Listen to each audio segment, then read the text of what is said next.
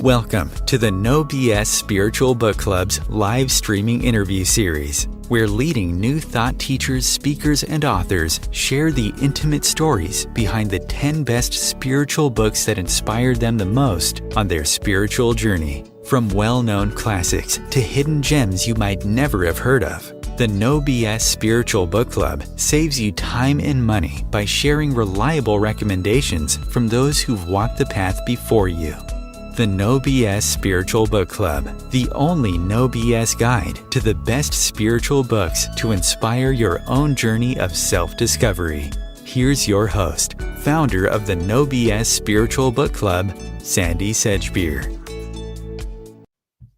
Hello and welcome. With me today to share the 10 spiritual books that inspired him on his life journey is poet, storyteller, wisdom keeper, scientist, researcher, and licensed clinical psychologist, Father Sean Olera. Got to get it right, these Irish names. So, and I'll also tell you that he is an ordained Catholic priest who writes books with deliciously provocative titles like What is Truth?, Spirits in Spacesuits, Souls on Safari, and Setting God Free, Moving Beyond the Caricature we've created in our own image, which debunks many of the stories in the Old Testament. Father Sean Olera, welcome. Thanks a million, Sandie. It's great to talk to you. I loved your description of your response to the rule that you could only pick 10 books. Tell us what you said. So it felt like I was like a kid in a candy store. Somebody brought me in. I'm surrounded by these delicacies all around. And then I told, but you can only pick one. I felt, what am I going to do with all the books I've loved over the 78 years of my life? So I figured out I have to have some kind of a scientific approach to this. So let me pick out 4 areas of interest to me. And I picked out mythology and scripture was one area. Psychology was another area, spirituality was another area, and the 4th area was science, because I'm trained in mathematics and mathematical physics. And so I picked out these 4 areas and then said, can I pick out books in each category?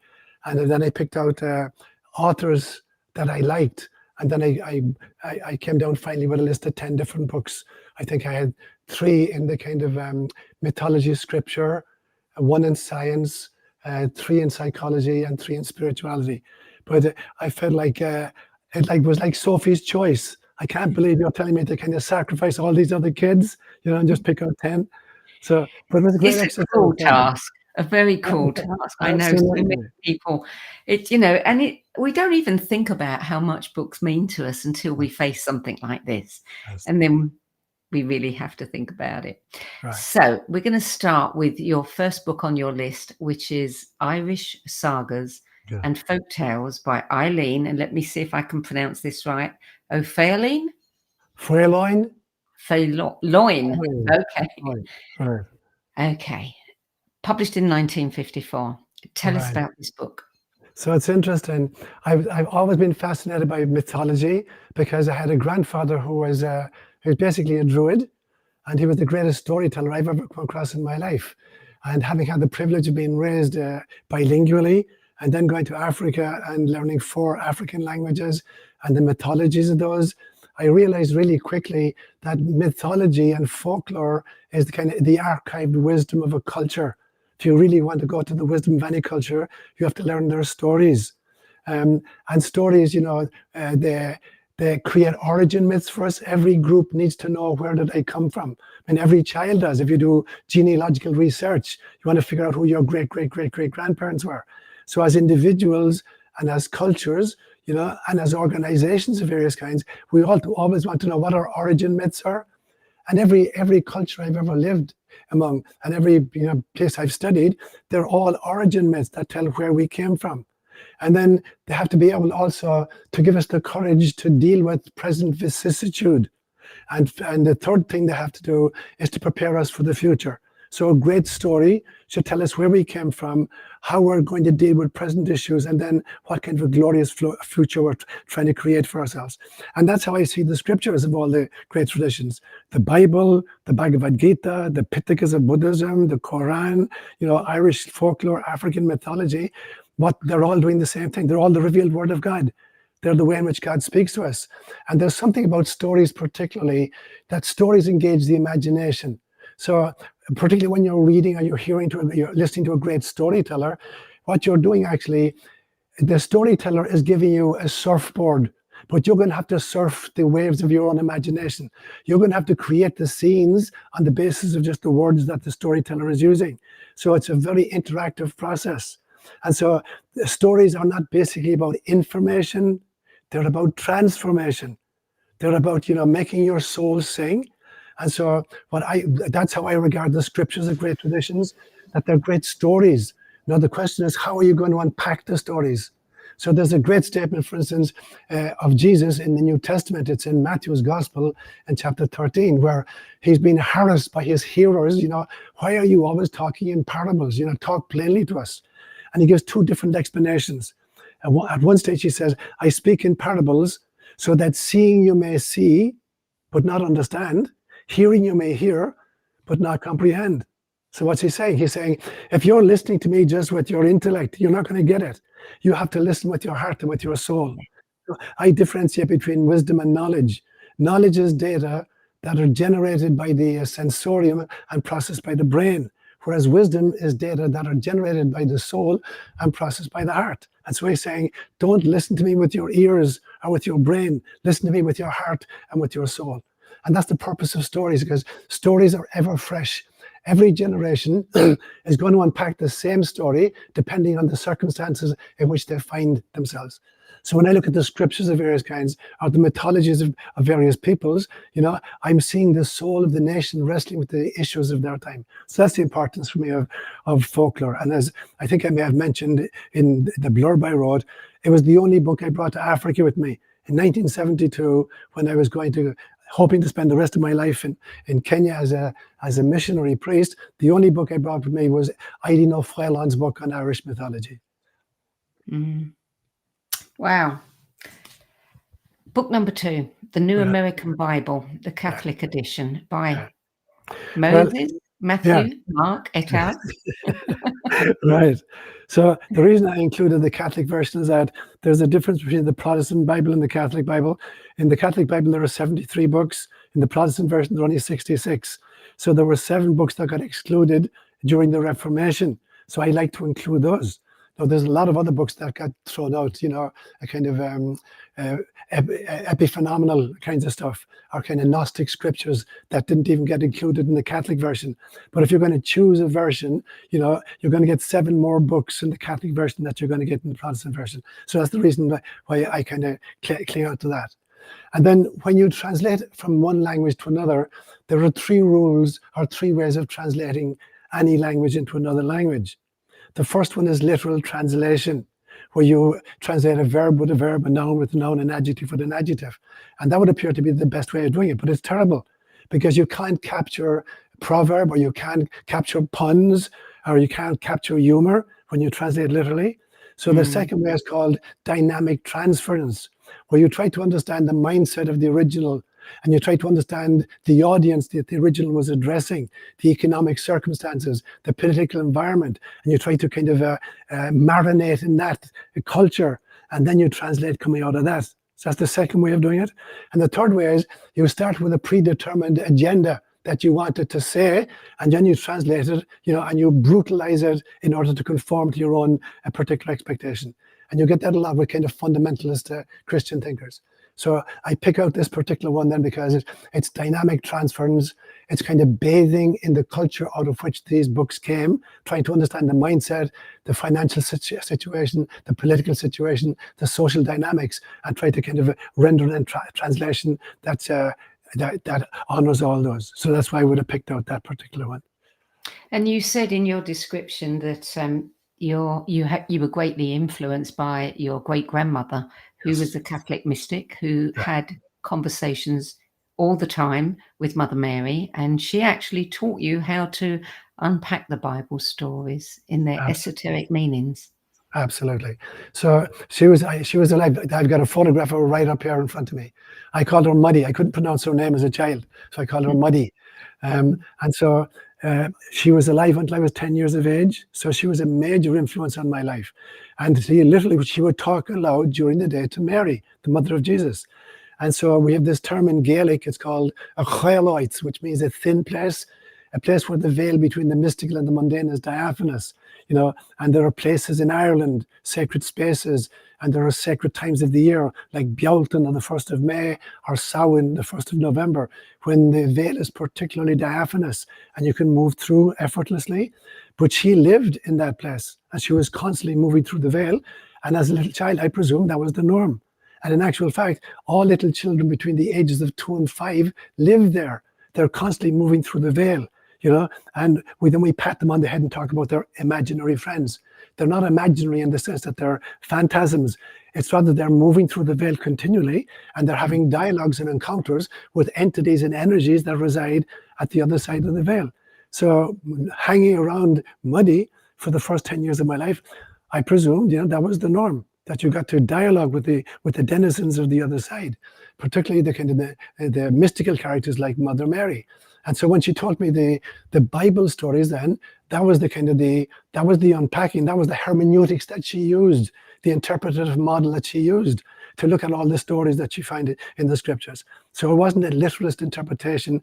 It was bathing in the imagination, surfing the web of the mystical understandings of these texts. Yeah.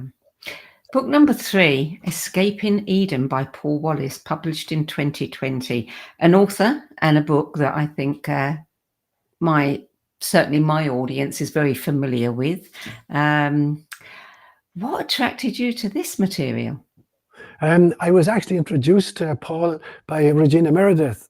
And Paul and I actually did 4 joint interviews with Regina through Gaia. So that's how I got to know him. And so I've read 3 of his 4 books at this stage. I love his stuff, and we've corresponded a little bit. So the last book I wrote, the one that says Setting God Free, Moving Beyond the Caricature We've Created in Our Own Image, I actually had a chapter in that book originally that was edited out, where I looked at the possibility that the gods described in the Hebrew scriptures are actually extraterrestrial entities that had particular kind of parts of planet Earth. And it got edited out because the editor told me, originally she put it into an appendix at the back of the book, and then she said the book is still too long. We need to excise this piece. But in that particular piece, I had looked at the notion of cargo cults, the belief system that when a very sophisticated culture meets a very primitive culture, the primitives act as if the others were actually God figures. And very often they come from the skies in aircraft of various kinds. And so my belief system was that actually, I think there are 3 kinds of gods that we find. The first kind are what I call regional divinities, that there are particular gods who own particular parts of the real estate of planet Earth. And if you move into that location, you have to pay obedience to those. And the Romans were very, very careful about that. When the Roman Empire conquered a new terrain, they were very, very careful to honor the local gods of the area into which they'd gone. They didn't want to upset those local gods. So they insisted that, they will kind of pay obedience to whatever gods of the region they've conquered. So the first kind of gods I call regional divinities. The second I call kind of tribal divinities. So these were gods who attached themselves to particular peoples. And if these were nomadic tribes, they followed them around, and the people kept to that particular god. That was a second kind of divinity. And the third one I call portfolio divinities, that there were gods who had a particular interest or expertise. So if you want to kind of, you're interested in art, here are the guy you need to follow. You're interested in agriculture, that's the guy you need to look at. You're interested in war making, here's the guy you need to kind of. So for me, there are 3 kinds of divinities, but they're all kinds of sky beings. And I believe very, very strongly that most of the kind of religions initially got founded on kind of obedience to sky creatures of various kinds. So that's what Paul and I have in common very, very much. Now, Paul is a brilliant expert at hermeneutics, the art and the science of, interpretation. How do you take, ancient texts and unpack them so as to capture the original meanings intended by the authors or the circumstances under which this genre of literature emerged. So he and I have a lot in common. I would consider Paul a much greater expert in hermeneutics than I. And so we have a lot in common, but I defer very much to him and his his hermeneutical skills. Yeah, I mean, that was quite an eye-opening book, and every one that follows it is even better. Yes. Wait till you get to book number 5. I really Brilliant. enjoyed that one. Brilliant. Yeah. So book number 4, Biocentrism, How Life and Consciousness Are the Keys to Understanding the True Nature of the Universe, written by Robert Lanza, one of the most respected scientists in the world, in 2009. Right. So, as I told you, in my undergraduate major, I had a double major, which was a pure mathematics and mathematical physics at the National University of Ireland. And I was always fascinated at the interface between science, psychology, and spirituality. But I understood immediately that, you know, the scientific method is very interesting, because the scientific method is not just true of science itself. It's true of any kind of search for truth. So when I look at the scientific method, essentially there are 10 steps to the scientific method. The first one is that a scientist has a particular area of interest. And so the first thing is she makes observations in her area of interest. That's step 1 always. Step 2 is she begins to gather data as a result of her observations. Step 2. Step 3, she's looking for some possible putative patterns in her data.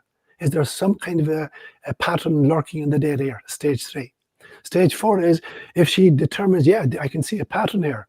Has she got a hypothesis that might explain this pattern? Stage 4. Stage 5 is she's going to have to set up an experiment to test her hypothesis to see if it's actually true. If it turns out to be correct, she needs to have it replicated in somebody else's laboratory, because it could just be a statistical aberration. Because statistics, all scientific research is based on probability theory. So it could just be a coincidence. So stage 6 is it must be replicated in 1 or 2 more laboratories. Now, if you get the same result, now you've established a principle in the field. That's stage 7. Now you put a bunch of principles together, and you've established a model of the field, whether it's physics or geology or science or psychology, whatever. Now you have a model of the field. But at some stage, new anomalous data are going to present themselves. And now you're kind of squeezing these into the old model, and it's groaning at the seams. And at some stage, so many anomalous new data arrive that you have to abandon the old model and create a brand new model that can accommodate all the old data and all the new anomalous data. You know, science does that regularly. So we did it twice in the 20th century. We did it with relativity theory in 1915 and with quantum mechanics in 1920. Now that model is true in spirituality as well. You look at all the great mystics, they go through exactly the same stages. It's an area of interest, like spending time in the desert or meditation or mantras or whatever it is. So there's, you know, the observations. They collect their data. They observe patterns in their data. They kind of check notes with others. Do you have the same when you meditate? What happens to you? So now you establish a principle and then a model. And then subsequently there are kind of new mystical experiences. How can you cram them into the old model? And now you have religions groaning under the weight of anomalous data that they can no longer accommodate. So you've got to break down the old models and realize that religion is the training wheels for spirituality. And so again and again and again, I see in science that this needs to happen. And when I studied science, I realized that all of science is actually based on faith. We think that science is the one area where you don't need faith. It is totally based on faith. Mathematics is the queen of all the sciences, but pure mathematics is based on what are called the 5 Peano postulates. There was a great Italian mathematician called Giuseppe Peano, who created the 5 postulates of numbers, with which you can't do set theory. Now, so you have to have postulates that you can't prove. At the beginning of the 20th century, science began to believe, now we will create a system that's not dependent upon any article of faith. And in 1931, a brilliant Austrian mathematician called Kurt Gödel came up with what's called the incompleteness theorem, which showed that no axiomatic system of either numbers or philosophical statements can be both complete and consistent. It can be complete but not consistent, or it can be consistent but it can't be complete. In other words, there must be at least one article of faith that you can build your model on, without which you can't do it. 2,500 years before that, Euclid had the same problem.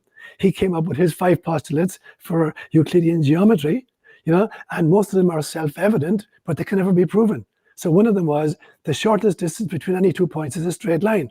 That's self-evident, but it cannot be proven. In 2,300 years, no mathematician has ever been able to prove beyond a shadow of a doubt that that's actually true. So you have to take it on faith, and then you build Euclidean geometry on that. So now we have the scientific model. They're asking us to make an article of faith that before there was time and before there was space and before there was matter, there was a big bang out of which everything came. So it's like, give us this great miracle for which there is no proof whatsoever. Take that as a postulate, and then we build all of science on top of that. It's a bigger miracle than the resurrection of Jesus or the virgin birth. And it's an article of faith, and it's not holding up anymore. We know from the Webb telescope right now that there are galaxies being discovered that totally upset this notion of the Big Bang. And so when I look at the scientific model then, and looking at Robert Lanza's work, is the realization there's something that predates the scientific method, and it is pure consciousness. And so it's that the essence of the universe is consciousness, or awareness. And everything then follows from that. And the brain is just a transducer of consciousness.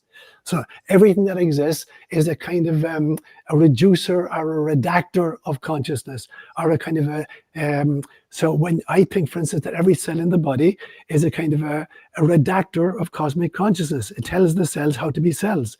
Every organ in my body is a kind of reducing cosmic consciousness and telling my heart how to behave like a heart. It's not telling my heart how to behave as a kidney. So there's a special consciousness that reduces cosmic consciousness to hearts, another one to kidneys, another one to eyeballs. The same thing is true for a species. There's a specific kind of a redactor or a reducer, that creates a species. When you look, for instance, at, have you ever seen a swarm of birds flying in unison? And totally in unison? It's like the entire group of birds is taken over by some kind of a unified consciousness temporarily. Now, I think that for all the way from cells to organs to organisms to a species to global populations to Milky Way galaxies, everything is just a specific kind of a reducer that takes cosmic consciousness and makes it appropriate for whatever it's trying to create, whether it's a star, a galaxy, a heart, a lung, or a kidney. And so they're very, very specific. And so what I like about Lanza's book is that he gives the terminology and the understanding why only consciousness can explain the phenomena that science is interested in. I love that. Book number 5. This was an interesting one. Night, Yes. by the Nobel Peace Prize winner, the political activist and writer and Holocaust survivor, Elie Wiesel. Yeah. When I went looking for this book, Yeah. I found so many versions of it that it said, Night, Elie Wiesel, author unknown. Aye. Only one turned up. This one was published in 1973, and it was the only one that actually said Elie Wiesel was the author of this book. So that's fascinating, because when he, as the book says, he was a young boy, in Europe when the Nazis moved in, a young Jewish boy whose family got wiped out, literally all burnt to death upstairs in a church. They packed him into a church and burned the church around him. His mother threw him out through the window, and he escaped. But he got captured, and he went through Auschwitz, but survived it. And he brought this text of his memories to actually a very, very famous French Catholic author at the time, in the 1950s, 1960s. And this Catholic author took him under his wing and had it published. And it's the story of how do you survive when your family is destroyed, when your culture is destroyed, when your religion is destroyed, when you're on a death march and you're watching people literally being thrown into the ovens, and you somehow survive. What do you do with God at that stage? How do you continue to believe in a God, as he did, while getting angry and shaking your fist at God? So God is either uninterested or powerless, or why does God allow this kind of stuff to happen? So it's an extraordinary kind of an examination of the oldest problem in theology is called theodicy, the theodicy problem. The problem is, why do bad things happen to good people? Or what is the origin of evil? So I mean that's a whole discussion on its own. But he's wrestling with this notion then of a God who seems either disinterested or powerless, and he's shaking his fist at God, and at the same time never losing faith in God. So what kind of faith do you have, or what kind of trust do you have in a being that seems to leave you to your own devices? Or how do you explain, the extraordinary kind of the genocide that he witnessed in his time? So it was an extraordinary kind of memoir of somebody who somehow survived and kept a belief in the divine. So what was his conclusion? I mean, how did he keep his belief? He must have found peace in there somewhere. That somehow, that it is the ability to wrestle with vicissitude that kind of creates the beauty of the human soul. Now, this is something I spent a lot of time working on, Sandie, the problem of evil. And I really believe, I may have said to you in a previous kind of conversation that I seed my dreams at night. Before I go to sleep at night, I'll have a question I want an answer to, and I go to sleep with that in my mind. And then I'll watch my dreams and say, what answer are my dreams giving, or my higher self, or cosmic consciousness? So about 2 years ago, I went to sleep with this question. I want to know the difference between sin and evil. And I woke up at 4 o'clock in the morning, and the answer I got was, sin is the individual transgression of a culturally created precept. Sin is just breaking a human law, whereas evil is a cosmic conspiracy using human intermediaries to separate souls from source.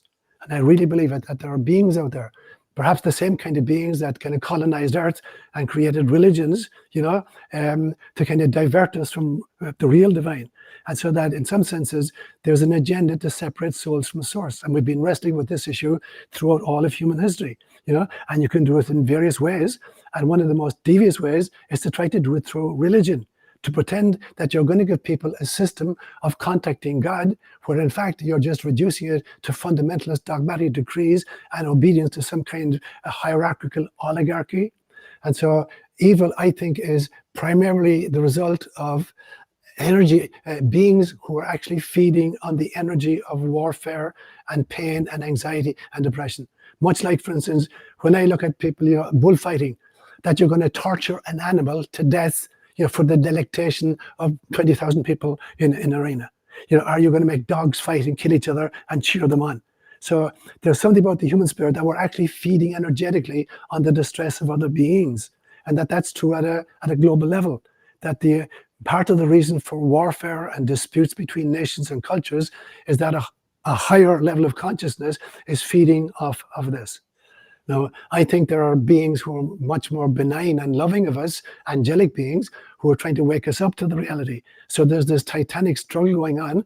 When we agree to incarnate, we agree to the fact we're going to find ourselves in these dense three-dimensional spacesuits in which kind of it is difficult to discern, evil from good, to discern darkness from light. And that's the purpose of incarnation. Can we fight the good fight, even as we're subjected to the limitations of a very tiny little brain, the illusion of time, and being operating in these tiny little spacesuits we call our bodies? And so it's a fascinating topic. And so he's wrestling with that. He's coming up with his own answer. I think I've had more time than he did. I maybe had more experience or exposure to different traditions and cultures. And I've come up with what I consider a very, very kind of a sophisticated model of the problem of evil. But that would take us 6-7 hours of a discussion to get into that piece. More shows. Yeah. I'm not averse. Okay, we're going to take a short break now. You're listening to a No BS Spiritual Book Club interview, and sharing his 10 best list of most inspirational books today is poet, storyteller, scientist, wisdom keeper, and clinical psychologist, Sean O'Leary, whose own riveting books, which include Spirits in Spacesuits, Souls on Safari, and Setting God Free, may well have been a contribution to his being disowned by the Roman Catholic Church. We'll be back with more. Father Sean O'Leary has a fantastic story, so do stay tuned. We'll hear more about his books and his own journey. Times TV.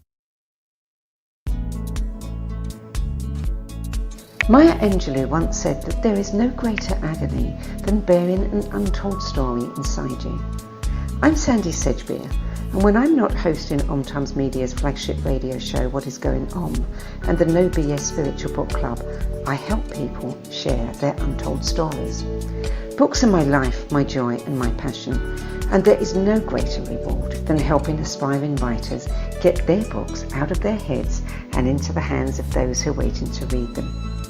If you feel that you have a book in you but don't know where to begin, visit sedgbeer.com, click on the Work With Me tab and find out how my experience helping others tell their stories might be just what you've been looking for. That's sedgbeer.com, sedgbeer.com.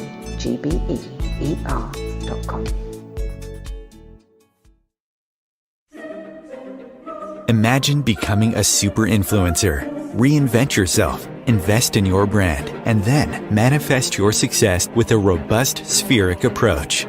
Times Media and Broadcasting offers a unique and multifaceted way to become the spiritual and conscious influencer you deserve to be by putting your message across our powerful platform with its proven record of integrity and excellence. Through our produced shows, Times offers the opportunity to become a social media TV personality, a radio show host, an Times magazine columnist, and a syndicated podcaster, all in one shot. By live streaming your show on Times TV and broadcasting it across the extensive Times radio and TV networks, you become more than a host. You become an ambassador and a force for positive change. Times. Open yourself to the possibilities. Everything that we do, we can do in a contemplative manner.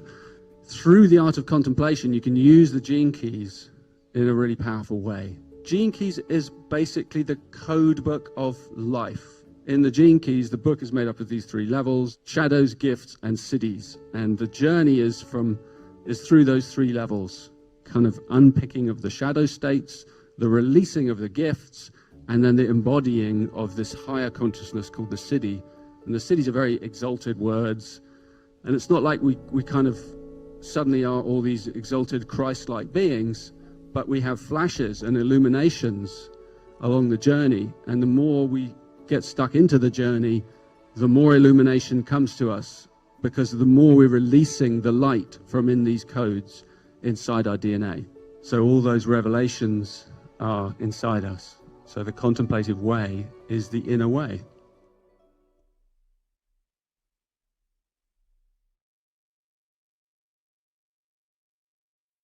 There are 16 million children struggling with hunger in America. That's 1 in 5 daughters, sons, neighbors, and classmates who don't know where their next meal is coming from. Yet billions of pounds of good food go to waste every year. It's time we do something about it. Feeding America is a nationwide network of food banks that helps provide meals to millions of kids and families in need. Visit feedingamerica.org to help them feed even more. Together, we can solve hunger. Together, we're feeding America. Welcome back. Father Sean Alera, book number 6, Whole Brain Living, The Anatomy of Choice and the 4 Characters That Drive Our Life by Jill Bolt Taylor. Right, Jill, an extraordinary woman. She was a scientist, a top scientist who had a left brain stroke many years ago that knocked out her left hemisphere completely. So she had to relearn how to walk and to talk. So she was being just basically looked after by her own mother for 8 years. So she wrote a book at that stage called My Stroke of Insight, because she was reduced to working from her right hemisphere, the creative part. Then she wrote this follow-on book, Whole Brain Living, in which she talks about 4 facets of the brain. So in the front left-hand side, you have rational thinking, which is very important for planning and creating schedules and stuff like that. The second behind is the emotional left brain, where we're constantly comparing present situations with past trauma. It's constantly looking out for dangerous situations. So it's living in a very, very anxious life. Then number 3 is the emotional right brain. And that is the ability to really surf the present moment, not to be constantly comparing this with previous situations, but to be totally present to the now. And the front right then is kind of unit of consciousness, where we're part of a totality, not just of our own particular journey. And so learning how to make these four parts talk to each other becomes really, really important. The realization that they all have a function to play in the human journey, but that for the vast bulk of particularly Western peoples that were living in the left-hand side particularly, that our thinking is dominated by our emotional reactions based on fear, and prejudice of various kinds. And so even as we plan the future, it's based on all the dark stuff that we've experienced, or the interpretations of stuff that we've experienced, without any kind of access to the ability to live, to be in the present moment, and particularly to be in unit of consciousness.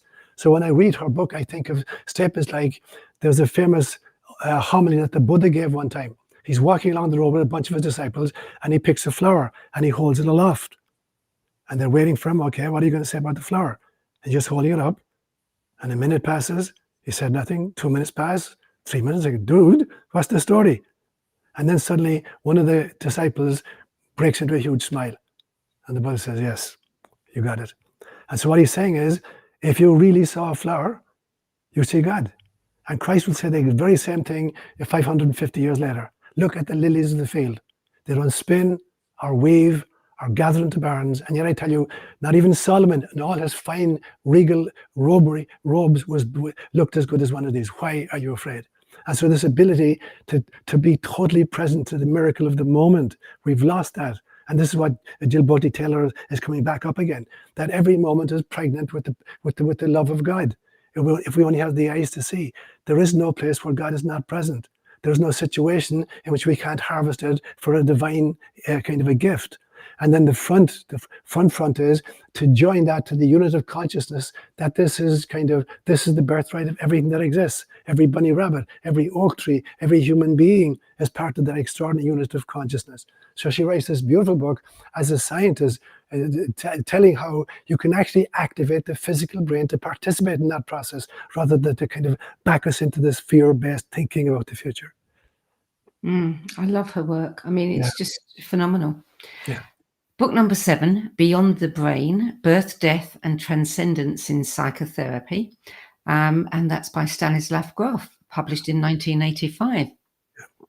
Right. So I read that book in 1987. So having spent 14 years in Africa and a year in England, I came to the States in 1987 to pursue PhD in psychology. And I came across that book for the first time ever. And I did a perinatal workshop based on this material. And in fact, it was then I had my first personal reincarnational experience. So there was a workshop where, you got to experience your own birthing process. So they created a birth canal of pillows and created a special kind of music, and the lights are down and you have a sitter, make sure you don't get into any kind of problems. And there's a group of 24 of us doing this workshop. So in the morning, I'm the sitter for somebody, and in the afternoon, I'm having the experience and somebody else is sitting for me. So everybody else had the experience of their own birthing process. When it came to me, I had the experience of being a young Tibetan girl giving birth to her own firstborn child. That was my first reincarnation experience. And it was so real, I literally had pains in my thighs for a week afterwards. And so I got fascinated then with Stan Grof's work.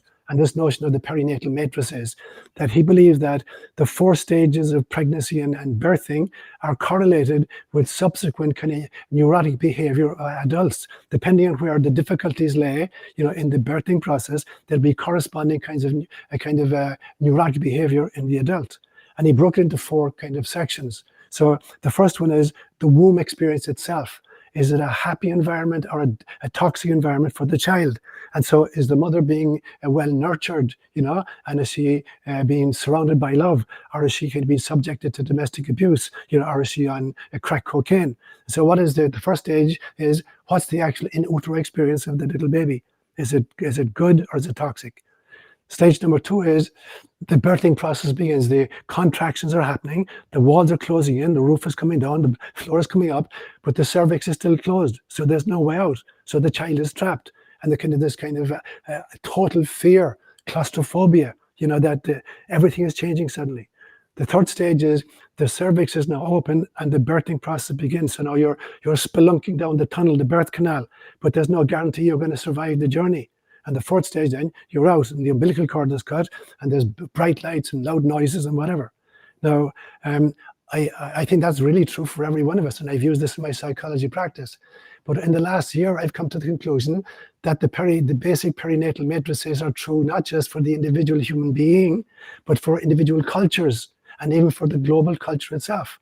And so I ask myself the question right now, is the United States of America right now, is it a welcoming womb, or is it a toxic womb for its denizens? What's the experience like for Americans right now, or for people in the UK in their culture, or people in Denmark in their culture? What's the womb like, the cultural womb like where you are right now? Stage number 2 then. Now, when the contractions begin, but the cultural cervix is still closed, and everything is closing around you, how are you experiencing that? And how are you going to deal with it? Are you going to panic? Are you going to freak out?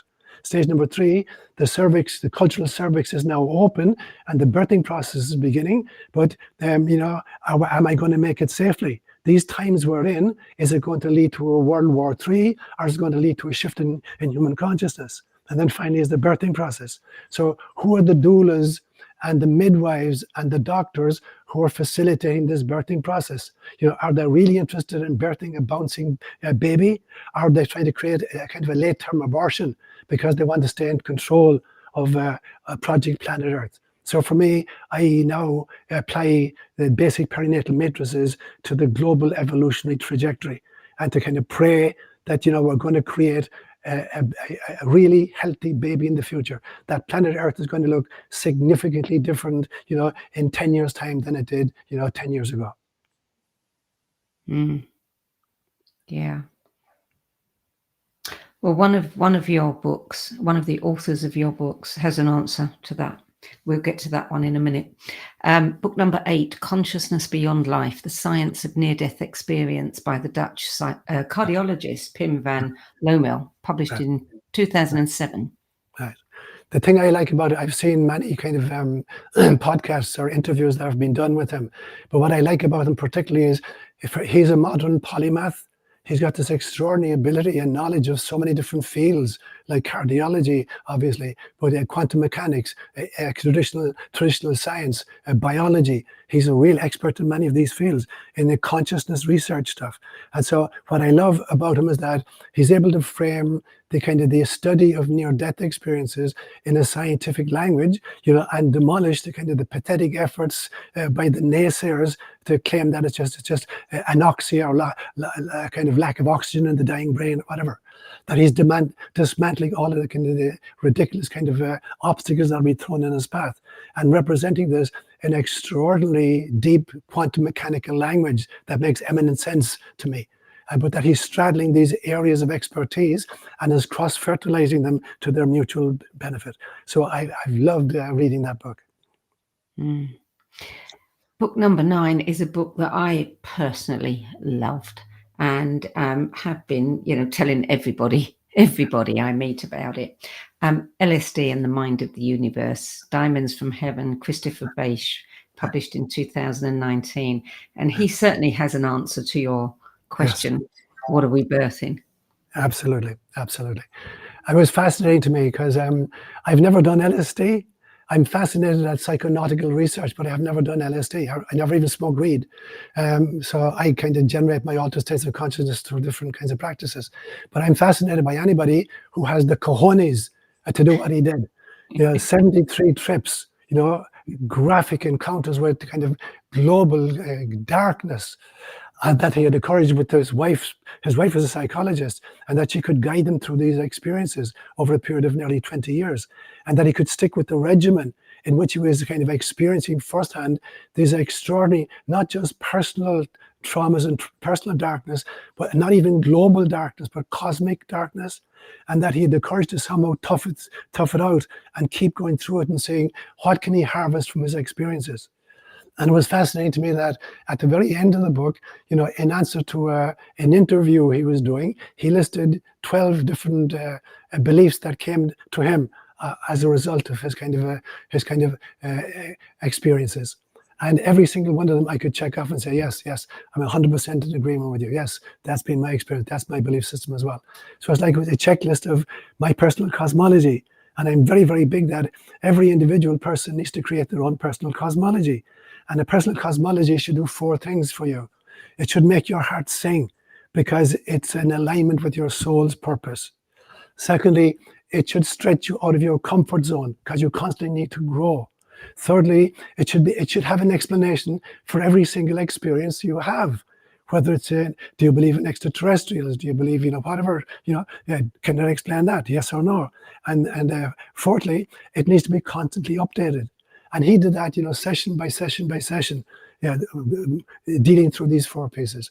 And so what I love about him is that on the basis of that, he created this extraordinary personal cosmology, which was literally cosmic in its import. And I think that's our function here. That we're not just human beings, members of a particular family or of a particular culture or even a particular species, let alone of a particular galactic federation, that we are cosmic entities. And that I had a vision several years ago where I saw God self-fracturing into holographic fractals of source. And a hologram is an entity that contains the totality of itself in every one of its component parts. And a fractal is a pattern that repeats at an infinite number of scales. So God self-fractures into these, what Hebrew will call nitzvotzim, sparks of the divine. And then he called the first conference and said, let's co-create something together.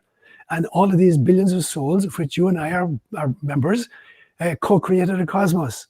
And then the second stage was, could we participate within the cosmos itself? Could we take on avatars or spacesuits that would allow us to experience from the inside out what it's like to be actually a part of that cosmic scenario?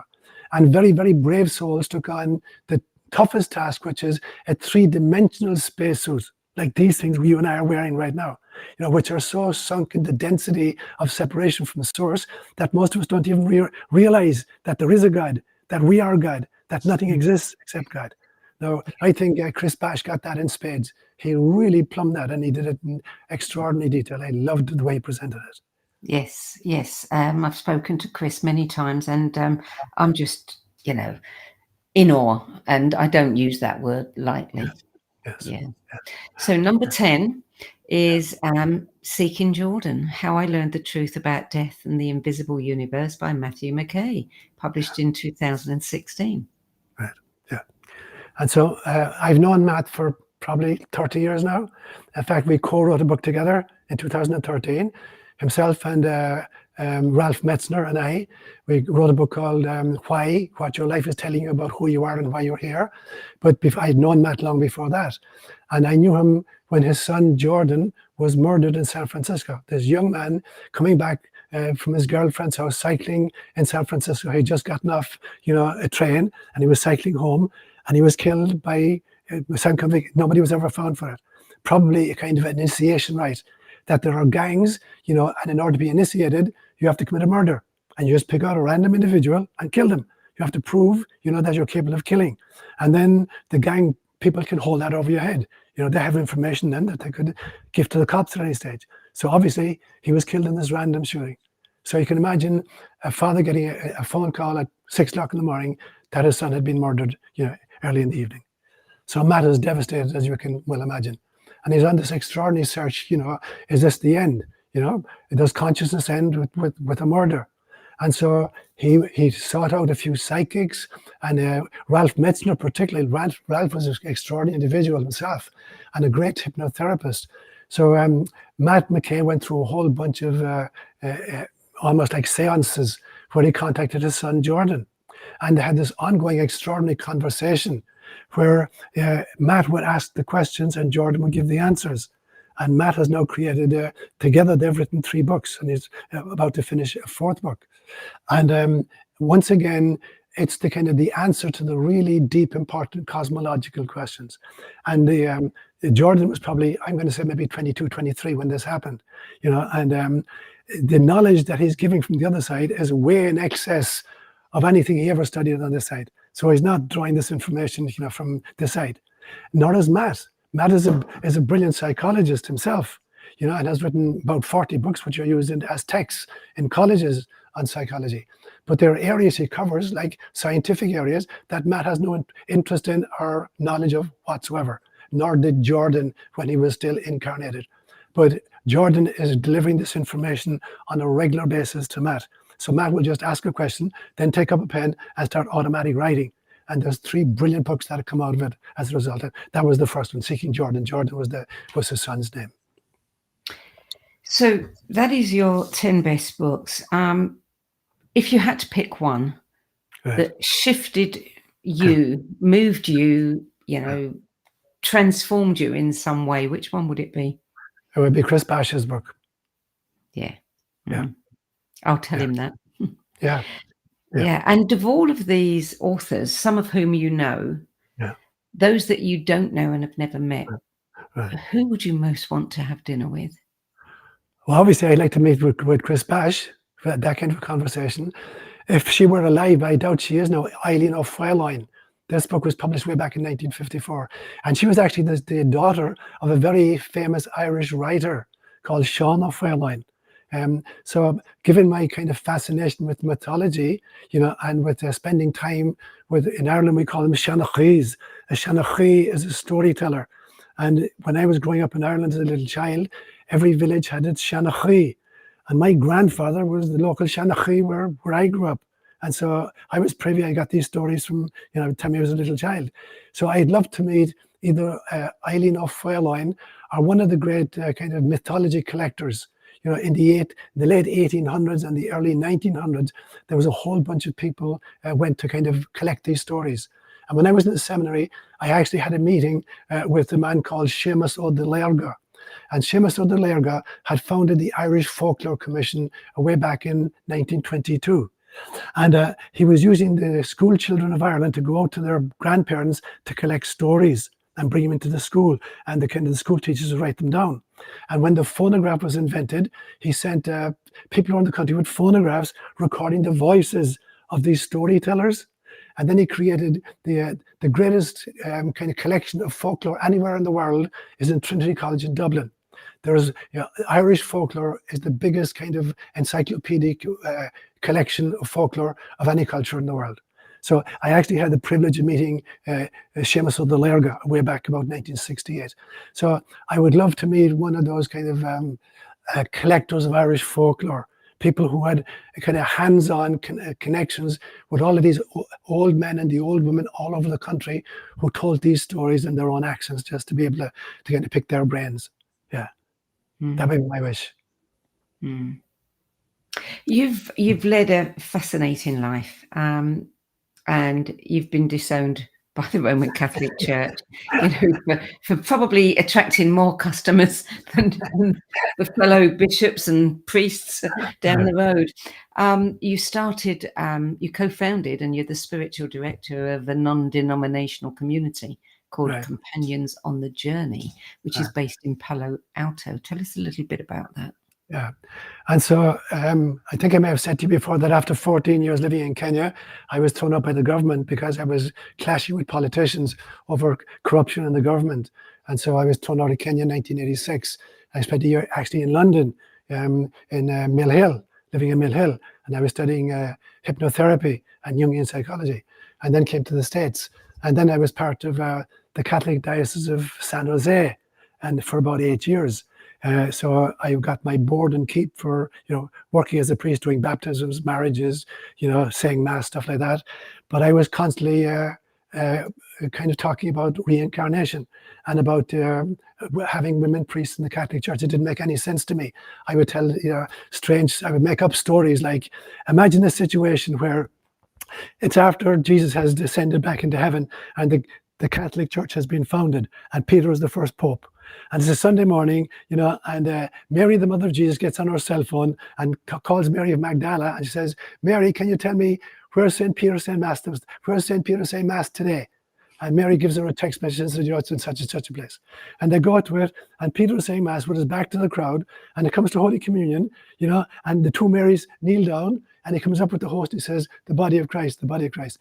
And Mary, the woman who gave us the body of Christ, who conceived him, who carried him, who gave birth to him, and who nursed him at his own breath, she's not allowed to be a priest, but Peter, the guy who betrayed Jesus, is going to give Mary the body of Christ, but she can't be a priest. So I kind of make up stories like this. So I got in big trouble, and so at the end of that, I got thrown out of the diocese. And then on the 4th October 2010, I got a letter, a 2-page letter in Latin from the Vatican, telling me that I was being dismissed because of I'd broken two parts of canon law. That said I had lost my faith and I was disobedient, and so I was out. So at that stage, then we founded a group, of community, where the only necessary ingredient for inclusion was that you're prepared to work in your own cosmology. We're not going to tell you stuff you have to believe. You're not going to have to sign off on a creedal formulation. You have to be committed to kind of understanding why you volunteered for life on planet Earth and what the hell are you doing about it right now.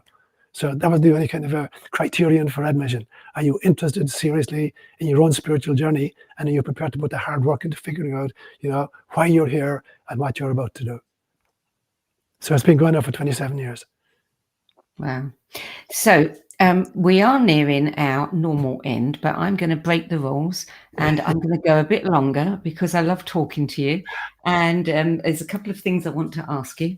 And anyone who's listening to this on the radio, well, you're going to miss the ending, but you will get that ending if you go and watch the video on YouTube. So you've been thrown out of a lot of places. What are you planning to be thrown out of next? Hopefully, I celebrated my 78th birthday 2 days ago. So at some stage, I'm going to get kicked out of this incarnation. I don't know what's going to be in 10 years' time or 100 years' time or whatever. I have no idea what's going to be. But I'm going to be kicked out of here as well. But it's not going to be kicked out because I know when I've done what I've come to do. And then I hope I'll graciously kind of exit. I'll shuffle off this mortal coil. It's like taking off this spacesuit and saying, okay, I use this to the best of my ability. The knees aren't working anymore. I got bunions at this stage. So I'm going to let go of this one and see what's next. And I actually did this March just passed. I do a retreat every year for my community, a 3-day retreat. And as the theme for it, I took an experience that I had actually with Matt McKay, who wrote Seeking Jordan. Matt did a hypnotic regression on me, a 4-hour session using the work of Michael Newton, where I wanted to experience what was the bardo state like between my last lifetime and my life as Sean.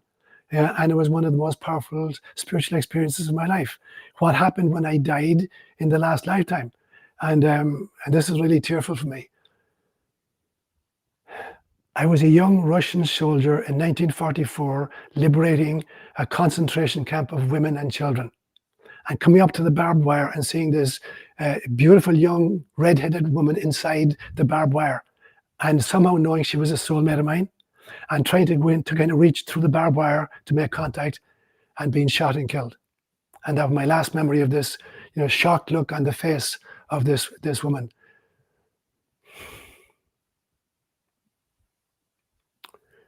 And realizing that we had sought each other over many lifetimes and had been separated from each other. And then trying to figure out why in God's name would that happen on a regular basis. And the message I got was that until you need God more badly than you need connection with this woman, you're going to keep missing each other. Wow. And that's the thing that I got this time. Wow. Yes. So, would you choose to come back again? Yes, I would, because I think that. Go on. I think that there's this notion in Buddhism called the Bodhisattva vow. That there are beings who have worked off all their own personal karma, but they're coming back to kind of wake up the rest of us. And as long as there are sleeping people on the planet, who are indulging in warfare and who don't know why the hell they're here, I think anybody with a compassionate heart is not going to be just watch that from the sideline and say, well, tough luck, I've done my piece, now it's up to them. I have to come back. Anybody with a heart would have to come back. Would you come back as a priest again? I've been a priest many times. At this stage now, I've recovered maybe 11 different lifetimes, just snippets from each of them. And in many of them, I was a priest or a monk or a druid, various kinds. And it was always the same kind of issue. I was contending with the kind of the fundamentalist, dogmatic aspects of the religious systems of which I found myself a part. And bashing heads and trying to be some kind of a voice for spirituality in a sea of religious fundamentalism. And obviously that's still part of the situation, that a lot of world religions are still steeped in fundamentalist, dogmatic kind of thinking. And so the need for some figures within the systems to try to shake it up, shake it loose from the inside. And so it feels like there's a lot of that work still to be done. And I'm stupid enough to say, okay, send me. Do you think that the Catholic Church will survive? I don't think it deserves to. I don't think the future of religion is these huge, big monolithic organizations. I think it's kind of local faith communities, which are kind of like neurons on a global brain, that were connecting with each other, inspiring each other, trading. And that's exactly how the young Christian churches started. It was hundreds of different local communities exchanging letters with each other until 325, when the Emperor Constantine wanted to lick them into shape, because he wanted a strong bulwark on the western side of his empire as he moved the empire to Constantinople. And so, what we need is a spirituality based on discrete communities, searching on their own, but connecting with each other, inspiring each other. So these big monolithic religions, Islam is gone, Christianity is gone. All of these megalithic systems with hierarchical kind of a structure to it, they've long outlived their usefulness. They don't deserve to survive, and they won't survive. Well, going back to Chris Bache's book, I mean, certainly the future that he's seen, that they don't exist. Yes. You and I are of an age where we probably won't see the fall in our lifetime. But do you think that maybe, say, my children's lifetime or my grandchildren's, that would happen? I was out for breakfast, my birthday 2 days ago, and my soulmate, Arlen, who lives about half a mile away from me, she took me into a little restaurant called The Parish for breakfast. And at the table across from us was a young couple with a baby that looked like it was about 8 months old. And every time I interact with a baby, if I get a chance, I'll always try to cuddle a child. And I'll always ask the child, not the parents, but the child. I'll ask them 2 questions. What is your name? And what is your purpose? And so the name is not the baptismal name. That the last thing that happens before we leave heaven is that grandmother God sings your secret, sacred name to you. And that's the name of your soul. And when you know what your soul's song is, and you sing it to yourself, you'll always stay on purpose. But they're the 2 questions I ever ask every single child. And I'm looking at this little child, maybe 6, 7 months old, and I'm saying, I'm just my birthday. When you're my age, what kind of a world will you be living in? And my prayer, obviously, that will be a very different world from the world I'm in at age 78. So I ask this of every single child I come across. What's your name? And what is your mission? Do they all know?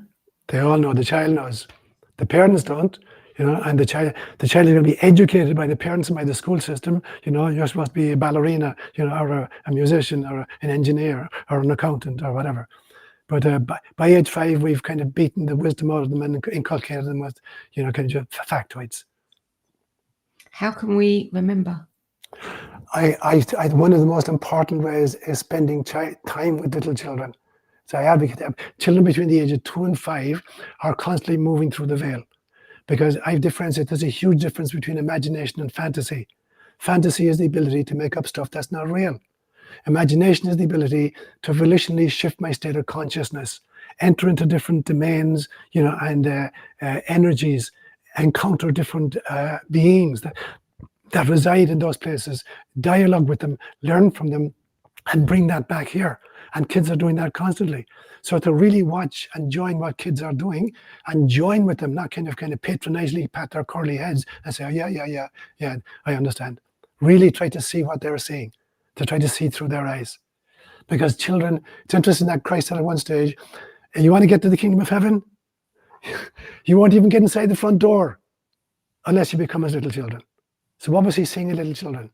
Firstly, they're extraordinarily posh for asking questions. Kids ask the really important questions. Secondly, they're filled with awe at everything around them. Every single thing fascinates them. Yes. Thirdly, they're born prejudice-free. They have to be taught prejudice. And fourthly, they're extraordinarily forgiving. They'll even forgive the kind of the abusive parents or caregivers, until they learn later not to. And so here are the 4 great attributes. Christ says that's what you need in order to enter the kingdom. Ask the really important questions. Be awestruck at life. Be prejudice-free. See everybody as a child of God. And then fourthly, be able to forgive no matter what happens to you. Realize people are doing what they're doing. They're justifying it in their own way. There's always a reason that people are doing what they're doing. There's a French proverb that says, to understand everything is to forgive everything. It doesn't mean to condone it or excuse it, but it means to understand why precisely they're behaving in the way they're behaving. And when I understand that, I can harvest it, I can learn a lesson from it, and I can grow because of it. So what is left for you to do that you haven't done? My biggest fear, Sandie, is falling asleep. That's the only fear I have at this stage. That somehow I'd fall asleep and forget who I am, why I'm here, what my purpose is, that for whatever circumstances, whether it's, money or, kind of fame or whatever would present itself, that somehow I'd got diverted and started putting energy into trying to create an image or security rather than continuing to kind of look at the world in which I live and try to understand, okay, I volunteer to be here now. I'm not in the wrong place at the wrong time. And there is nobody here in the wrong place at the wrong time. And so my purpose is to wake myself up to that realization, to help wake others up to that realization, and all of us together to create that level of kind of Christ consciousness on the planet itself. What Chris Bash is talking about, this global shift in consciousness into the realization that when we really see things as they are, there is only love. There is nothing except love. There is nothing except love. On that note, we're going to finish the show. There's so much more to say, and I'm sure you and I will have many more conversations. Father Sean O'Leary, thank you so much for adding your 10 best list of spiritual books to the No BS Spiritual Book Club's library of recommendations. A big hug to you, Sandie. You too. I learn so much every time I talk to you. Thank you, Pat. So you can learn more about Father Sean O'Leary's workbook, events, blog posts and homilies at spiritsin spacesuits.com. You can also read the book and also check out his book on, it's completely gone, your latest one, which I love so much. Setting God Free. Setting God Free, that's it. Check it out. It's a fascinating book. That's it. That's it for this week. Thank you so much for joining us. I'll be back at the same time next week with another interview for the No BS Spiritual Book Club.